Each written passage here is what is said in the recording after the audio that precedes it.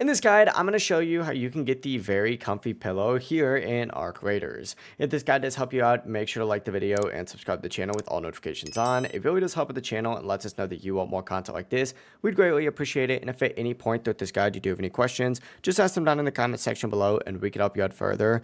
I'm going to be doing my best to reply to every single comment down there. Now, to find the very comfy pillow, what you're going to want to do is actually open up this little play section just like so, and specifically go into Buried City, for example, but you can go into other areas as well. But hit inspect on this section, and what you're going to want to do is search residential areas here in the map. That's going to be areas with this sort of little person icon down here. There's a key on this side that kind of breaks it down a little bit, but different apartment blocks have given other people in the community the best luck. Really, any residential zone on any map is going to work, but just search inside buildings, bedrooms, living rooms, anywhere that makes sense for a pillow to be. And it's not guaranteed to spawn every single time, but residential areas definitely have the highest chance based on everyone's experiences so far here in the game.